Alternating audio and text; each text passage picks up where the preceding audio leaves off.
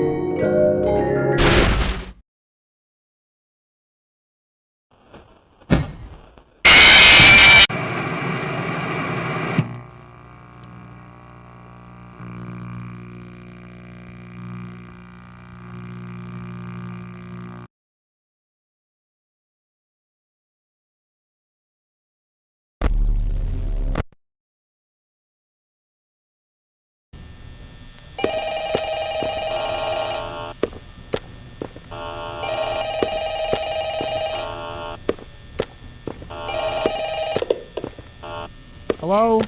Hello? I wanted to record a message for you to help you get settled in tonight. I know it can be a bit overwhelming.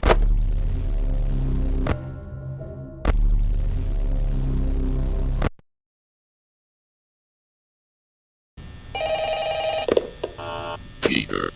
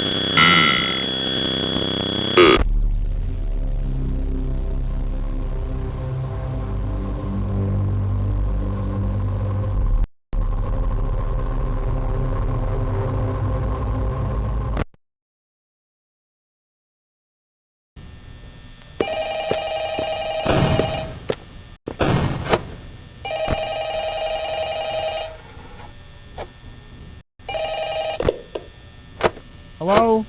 Hello, hello? I wanted to record a message for you to help you get settled in tonight. I know it can be a bit overwhelming, but I worked in that office too, so you'll be just fine. Anyways, as the night guard, you do need to keep an eye on those animatronics. They do get a bit quirky at night. If they get near you, just use your doors and your lights. The company had to cut corners, so we don't have that much power. Especially after the bite of a tiger. Have fun!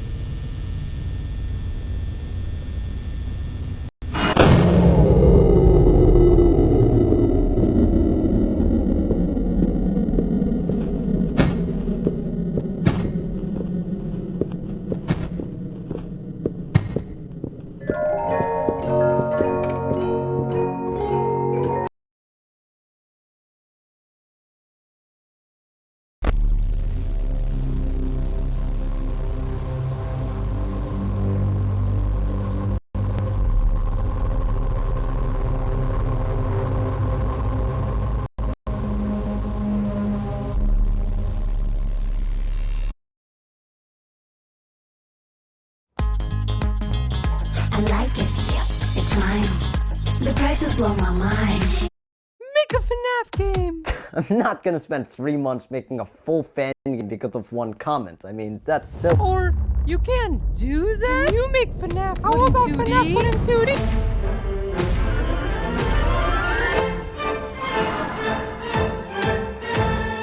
This is so cool.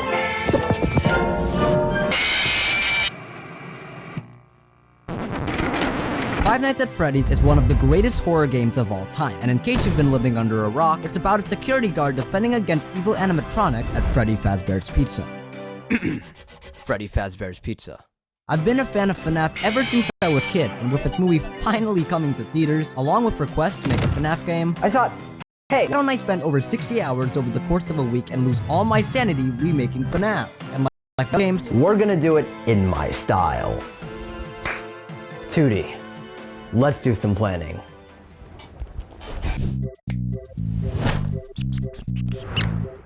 Every good journey starts with a square that eventually gets stretched out and turned into a floor and ceiling. this is where we can implement our first mechanic into the game, movement. What's neat about Five Nights at Freddy's is that its gameplay is similar to a PowerPoint. You just like a bunch of buttons. This makes it really easy to port to 2D since clicking buttons can work well on either dimension. To challenge myself more and fit the 2D style better, we're gonna add platformer-like movement to the game to make it a little more different to 3D. Of course, we need a player to actually move, so I decided I'm just gonna use my player from Backrooms 2D. Oh, you don't know what Backrooms 2D is? It's just a little game I'm working on. Currently the 0th most wishlisted game on Steam, because it's not even on Steam, it's frick you. Anyways, I imported my player sprite, coded up some player movement, and attempt number 1. He's moving. Very slowly. Whoa! Whoa! Bro, he's moonwalking! Maybe I should do a little more research. Anyways, our player actually moved around our office, which is a W. So after renovating our office with a few textures, I started my first big feature. The doors. As you can tell by the placement art, the doors are gonna work like the ones you can see in FNAF 1. Stop Bonnie and Chica before they get in. So I added the buttons, made an animation, and coded its functionality. First try, baby, let's go. It turns out you can actually get crushed by the door, so I added a collider to not make that happen. And that takes us to the other part of the door, the lights.